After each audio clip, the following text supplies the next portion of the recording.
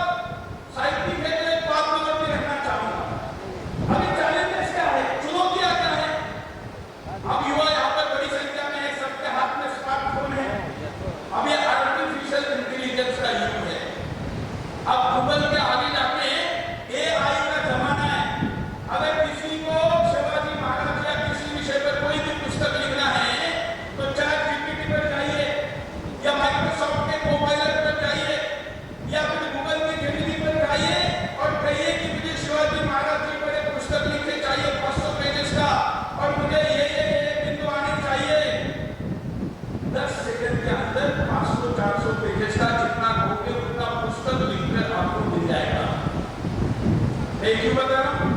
क्योंकि एक पुस्तक लिखने के लिए एक लेखक को, एक साहित्यकार को और इतिहासकार को तो उससे 10 गुना ज्यादा, क्योंकि उसको संदर्भ जुटाने पड़ते हैं, उसके साथ रेफरेंस देने पड़ते हैं। ये सब कुछ देने के बाद 5-10 वर्ष बाद एक पुस्तक लिखा जाता है। कई इतिहासकारों ने तो पूरा जीवन एक विषय पर लगाया। मुझे भी पता चला यहाँ भी कुछ लोग आए थे जिन्होंने शिवाजी महाराज के पत्र इसी विषय पर पूरा जीवन लगाया। तो ऐसा पूरा जीवन लगाकर जो काम होता है वो अभी आर्टिफिशियल इंटेलिजेंस कुछ सेकंडों में करेगा। ये चुनौती है। क्यों चुनौती है? क्योंकि डिजिटल जो युग है, इस युग में हिंदुओं का दबदबा नहीं है, या तो ईसाइयों का है, या तो फिर इस्लाम का है, या तो फिर हिंदू विरोधियों का है। और इस तरह भारत के आने वाले दिनों में चुनौती क्या है? जैसे अगर किसी ने बख्तियार खिलजी ने नालंदा का विश्वविद्यालय जलाया, आपको पता होगा, अभी हमारे प्रधानमंत्री जी ने वहां पर नया भवन बनाया। 4 महीने 1.25 लाख की सेना उसका खाना बनाने के लिए जो चूल्हा जलाया जाता था उसमें हस्तलिखित पुस्तकों को जलाया गया। 4 महीने 1.25 लाख की सेना का खाना बनाने में जो चूल्हे जले उसमें हस्तलिखित पुस्तक जलाए गए। फिर भी समाप्त नहीं हुए। पुस्तक जलाया जाता है तो दूसरी कॉपी रह सकती है, लेकिन डिजिटल युग में अगर पूरे इंटरनेट जगत से किसी शब्द को गायब करना है, ऐसा अगर कोई तय करता है तो वो नाम, वो शब्द पूर्णतः गायब हो सकता है, वो कहीं मिलेगा ही नहीं। ये बड़ी चुनौती है कि नहीं? इस चुनौती से हम कैसे निपटेंगे? तो हमें हमारे सभी साहित्य को, सारे कंटेंट को प्रिजर्व करके रखना चाहिए, हार्ड कॉपी में भी रखना चाहिए, नॉन कनेक्टेड इंटरनेट के साथ भी रखना चाहिए, विभिन्न माध्यमों के द्वारा उसको बचाए रखना चाहिए। सब कुछ क्लाउड में डाल दोगे तो आने वाले दिनों में हो सकता है कि वो एकदम से गायब किया जा सके। पिछले दिनों मेरे साथ ऐसा ही करने का प्रयास क्या कर मैंने, मेरा अपराध क्या था?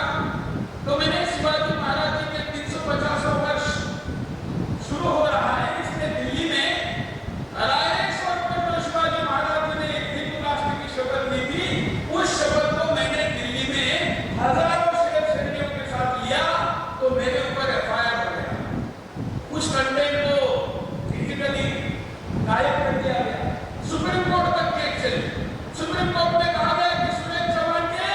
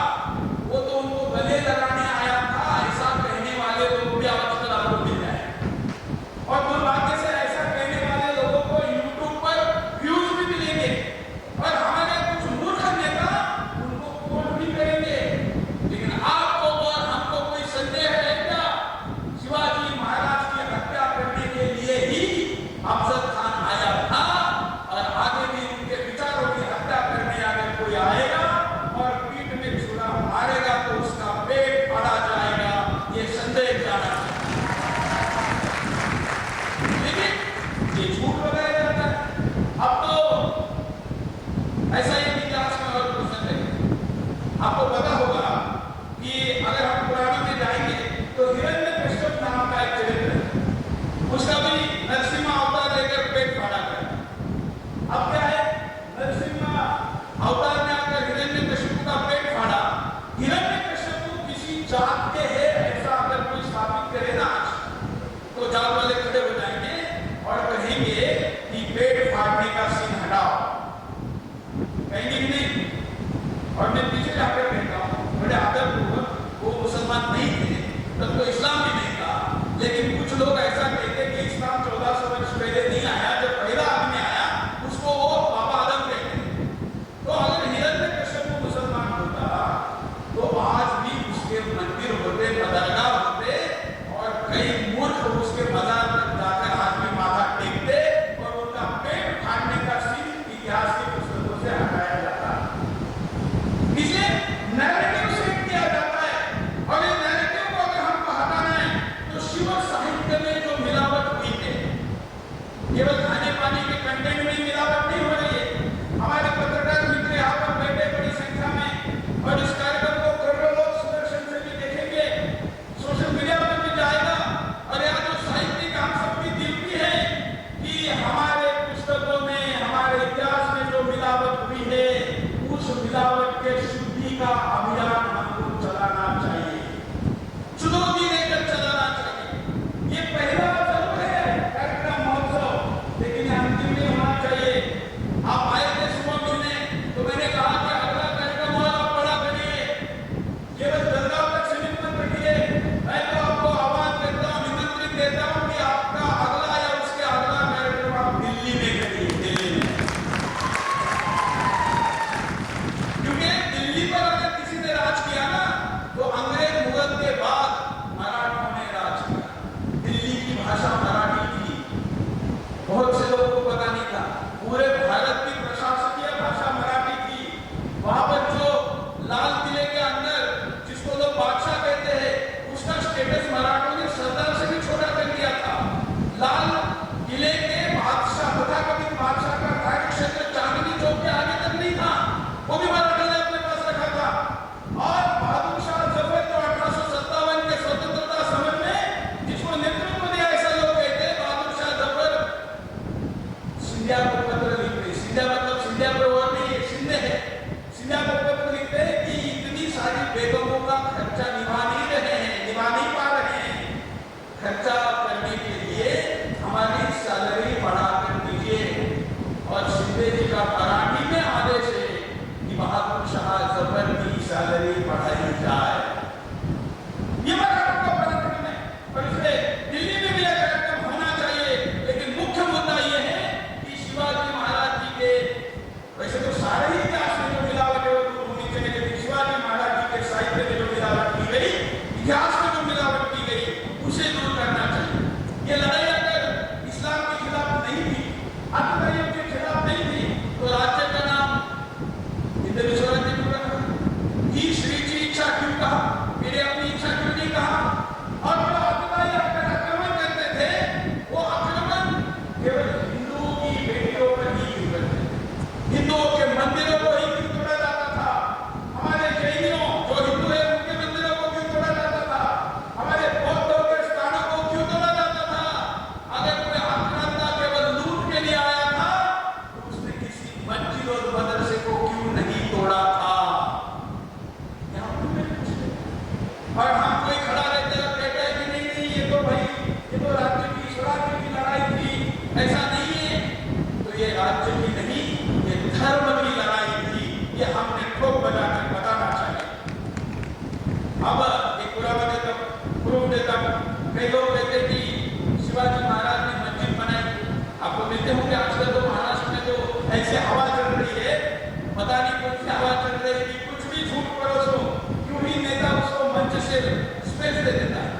शिवाजी महाराज ने मस्जिद बनाई, जैसा कहने वाले को मैं कहना चाहता हूँ कि शिवाजी महाराज ने जितनी मस्जिदें तोड़ी थी, इतनी किसी और हिंदू राजा ने तोड़ी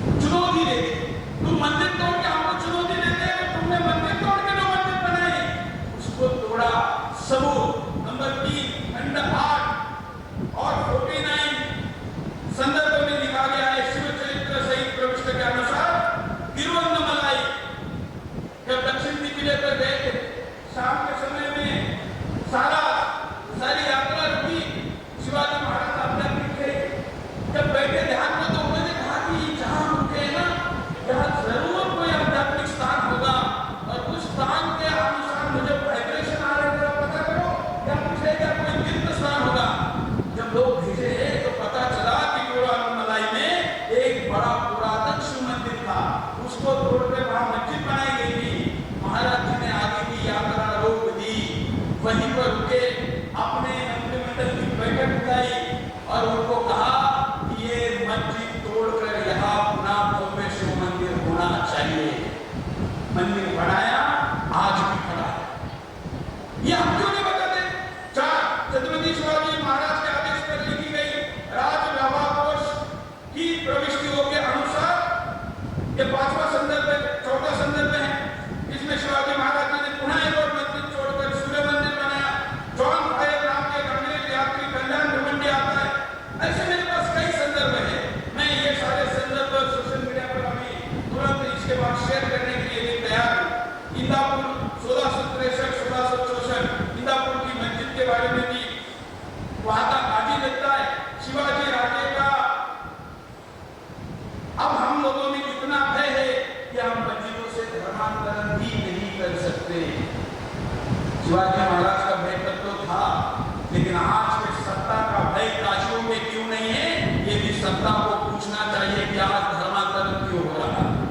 पहले सत्ता में कोई भी पहुंचे बैठे, हमें पार्टी से मतलब नहीं है, लेकिन शिवाजी महाराज का विचार यहाँ पर जाना चाहिए। और भी कई संदर्भ है, लेकिन ये लंबा हो जाएगा और इसलिए मैं इतना ही कहना चाहूंगा कि इतिहास में जो मिलावट की गई है उसे रोकने का काम अमेरिका को आगे नहीं करेगा ना, पाकिस्तान आगे नहीं करेगा, कोई और पड़ोसी आकर नहीं करेगा, भारत के अंदर के दूसरे राज्यों के लोग आकर नहीं करेंगे, क्योंकि वहां तो इतिहास ही भूल गए हैं, वहां तो कुछ पता नहीं है, क्योंकि वहां पर लंबे समय तक मुसलमानों का शासन रहा, इसलिए मंदिर भी नहीं है। जिस दिल्ली से मैं आया हूँ उस दिल्ली में 100 साल पुराना कोई भी हिंदू मंदिर आपको नहीं मिलेगा, रखा ही नहीं। जो बचा है लाल किले के बिल्कुल सामने, वो शिवाजी महाराज के मावड़ों ने खड़ा किया था, मराठों ने बनाया था, इसलिए वो अभी बचा हुआ है। उसको अभी 5-7 साल पहले अतिक्रमण के नाम पर तोड़ने की कोशिश की तो उसको हमने विरोध किया। तो कुल मिलाकर मुझे कहना यह है कि हमारा ही काम है, हमारा ही कर्तव्य है, और इसलिए हमने आज संदेश लेकर जाना है कि हमने इतिहास का संशोधन करना है। और दूसरा महत्वपूर्ण पहलू जो बोले बगैर महाराष्ट्र की यात्रा पूरी नहीं होगी। मित्रों, इन दिनों महाराष्ट्र में जातीयवाद उफान पर है। मुझे भी कई लोगों ने कहा, सुरेश जी आप जिस कार्यक्रम में जा रहे हैं ना वो ब्राह्मणों का कार्यक्रम है। इस कार्यक्रम को मैं तो खुला होता हूँ, आपको पता है, इसमें कोई छुपाने वाली बात नहीं। मैंने कहा कि जिस मंच पर सुरेश चौहान के वक्त घोषले हो वो कार्यक्रम केवल ब्राह्मणों का कैसे होगा? और दूसरा, अगर कोई किसी भी जाति का व्यक्ति अगर शिवाजी महाराज का कार्यक्रम कर रहा है तो तुम जाओ ना। तुम तो जाओगे नहीं, तुम तो किसी कटमल्ली के पीछे खड़े होकर ताली बजाओगे और शिवाजी महाराज के कार्यक्रम में जाओगे नहीं। जो करेगा वो पहले ब्राह्मणों का है। अरे शिवाजी महाराज जी का संदेश है, ध्यान रखना। शिवाजी महाराज हमेशा क्या कहते थे, वो अगर हम भूल गए तो फिर कभी नहीं बच पाएंगे, और इसलिए हमको ध्यान में रखना चाहिए। मैं हमेशा कहता हूँ, एक साथ जुटोगे तो जीतोगे, एक साथ जुटोगे तो जीतोगे। महाराज जी ने 18 पगड़ जातियों को, हिंदी भाषी लोग तो समझेंगे भी नहीं कि 18 पगड़ जातियां क्या होती है। 18 पगड़ जातियों को साथ लेकर हिंदवी स्वराज्य बनाया। वो 18 पगड़ जातियां आज महाराष्ट्र में तुच्छ सत्ता के लिए लड़ रही है। इसलिए मैं कहता हूं कि जातियों में जुटोगे तो जीतोगे, और जातियों में बटोगे तो बटोगे। और इसलिए अगर कटना नहीं है, ये संदेश आज के कार्यक्रम से लेकर जाना है, तो मुझे लगता है कि साहित्यिकों ने केवल कागज काले करने के लिए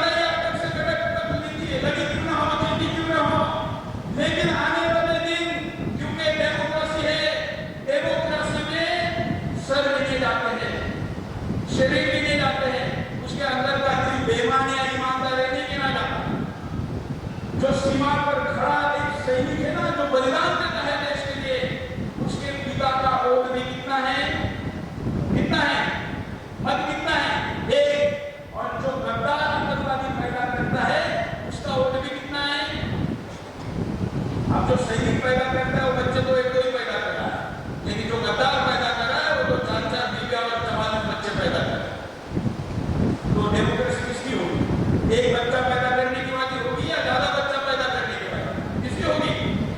मैं पूछता हूँ आने वाली पीढ़ी को, आपको पूछ रहा हूँ, ये सम्मेलन आप 50 साल बाद कर पाएंगे क्या? 400 साल शिवाजी महाराज का महाराष्ट्र में उत्सव मना पाएंगे? नहीं मना पाएंगे। आज भी ये स्थिति है।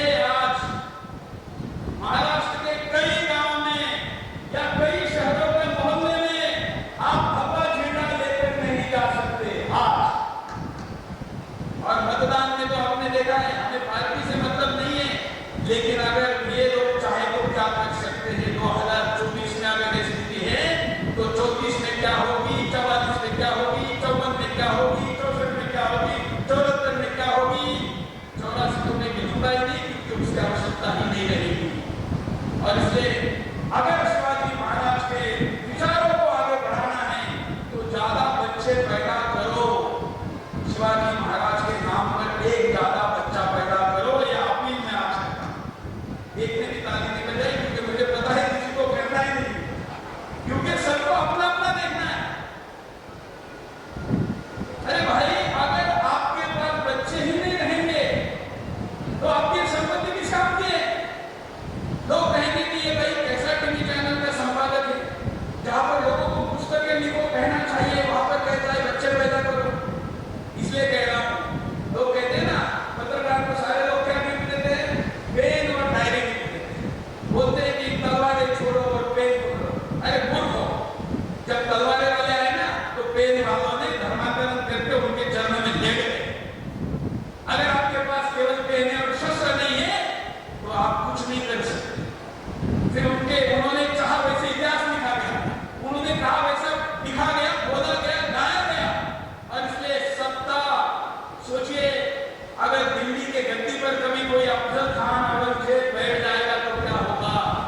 और इसलिए डेमोक्रेसी जीवित रखनी है तो जनसंख्या जीवित रखनी पड़ेगी। और वो आप करे, शिवाजी महाराज के नाम पर महाराष्ट्र में जो कोई बच्चा आपकी को पैदा करेगा, कोई सुने ना सुने, मैं तो कहता रहूंगा, कोई तो सुनेगा, कोई तो जीता माता बनेगी। और फिर शुरुआत